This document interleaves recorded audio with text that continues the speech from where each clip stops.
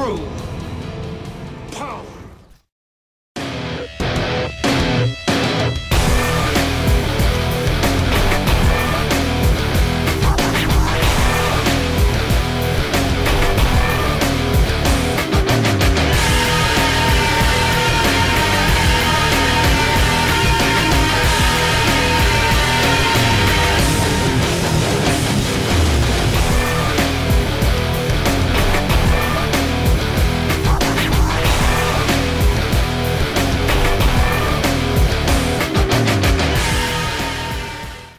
Ladies and gentlemen, this is Talon Assault with the Steel Talons, obviously. So, here we go on the map Murder's Row, and here is one of my esteemed opponents for this matchup, who we'll be calling Jeff. Hello, Jeff. And here is the mighty one, Bob. And Jeff and Bob are both playing as Steel Talons as well. And here's me, Steel Talons red at the bottom. And I get a nice pink ring around my base because I'm special. Yay. And then here is the partner everyone knows, or should know by now, the legendary scrinrusher, playing as Traveller 59 Scrin. We both had different tactics in this game, but before we talk about them, let's talk about the map. You start near a massive tib field, and by massive I mean massive. Then right near you have these small expansion fields, and you have two expansion fields close to your base, so you can expand in two different ways, or even expand down the middle as well. Plus, on every corner you do have a tib spike. So there is plenty of Tiberium to gain in this area. Not forgetting, in the centre you also have a small blue Tiberium deposit. But yet again, if you do get that deposit, you're going to have to defend it for a damn long time. This is my base, and I'm just starting off, and I've made these foxholes so I am defended from the middle. These foxholes are filled out with rifleman squads and missile squads, so I'll be good against land and air, and they'll be defending from an attack straight down the middle. So if any of those pesky enemy units try and rush into my base, they're going to be met with fate. As for scrinrusher, he's starting off with a strong economy, starting off with 2 harvesters already in the bag. And while he's got that, he's also building up his power at the same time, because he has that secondary build queue, aka foundry. And also, don't forget that near your base you also have 2 massive defense turrets, which will definitely come in handy, because they can defend you from an attack straight down the middle, plus they can also defend you from an attack from either side as well. And scrinrusher's going for an early expansion, moving up from his base to that expansion field, which you see right there. Not sure if he's going to gain Tiberium from there just yet, but he has got a good foothold for an attack onto Jeff's base.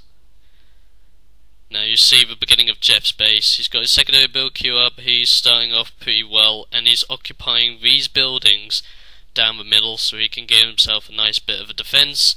And if we fly over to Bob, well, there isn't really any difference. As you can see, Bob is practically doing the exact same thing as Jeff is doing, but he's got his refineries in a different place. And yeah, it's practically a mirror image for our opponent so far.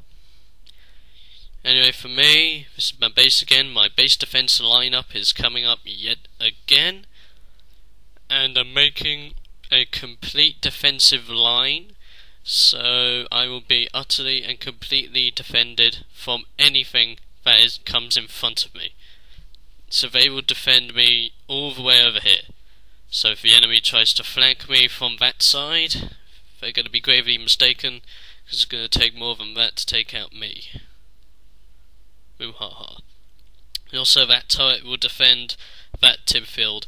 So if he does get most of that Tiberium, the harvester will eventually get destroyed by that turret. And as you saw there, engineer walks in, gets pounded, boom, dead. Now what scrinrusher's done here, he's made a complete line of power plants on the side of his base which is most unlikely to get attacked. This is a good tactic because he knows that I'm on that side with him, and he knows that there is an unlikely chance of him being attacked. But yet again, if air units just fly in, they can take out practically most or all of them.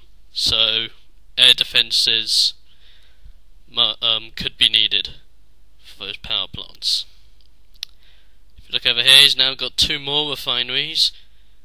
Brill, so his economy is doing absolutely brilliant.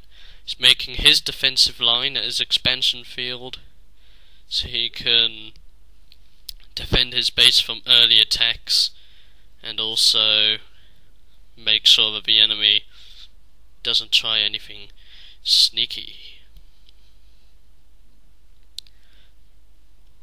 Yeah, so he's going to be defending from that line over there.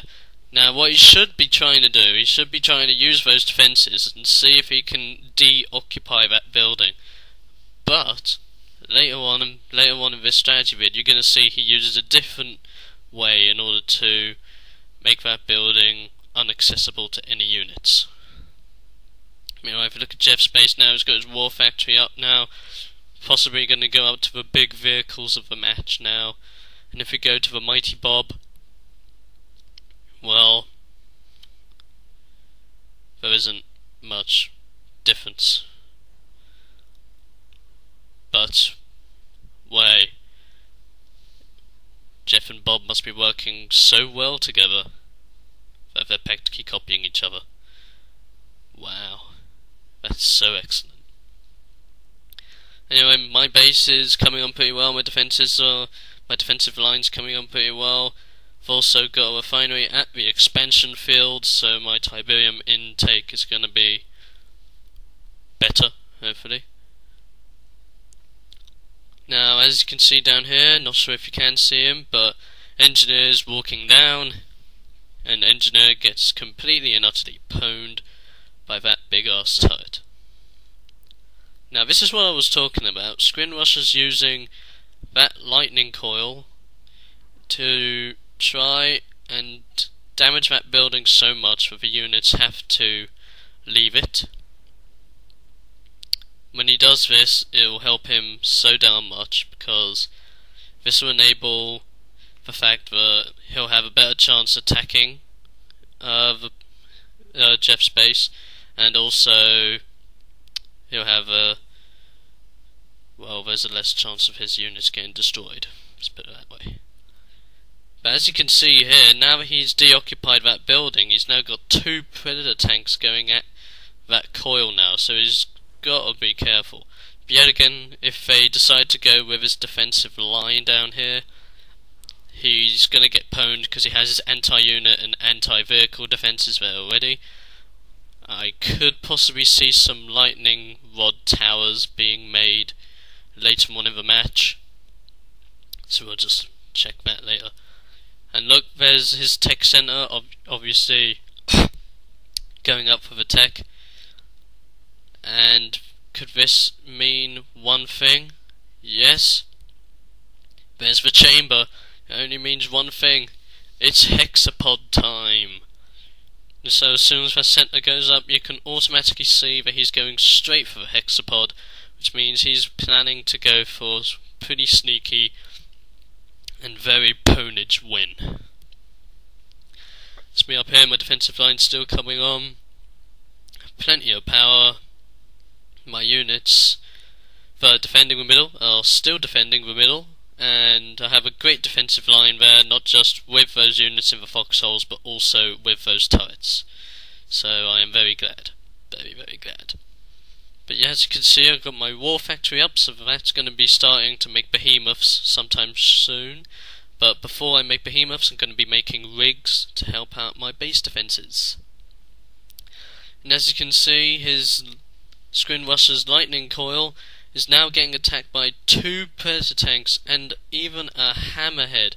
Now this could be the end for that one lightning coil, in my view, because not just is he getting attacked by the predator tanks, the predator tanks are out of range, and also that hammerhead is an air unit, so the lightning coil is going to have a tough time when it comes to dealing with damage on them. So hopefully he can keep it alive, but if he can't, he can always set it off, or just let it be destroyed and then use one at a later time during the match. Again, it's scrinrusher's decision. I'm not his manager. Lol. The battle's starting off, everything's going cool, and I'll see you guys in part 2.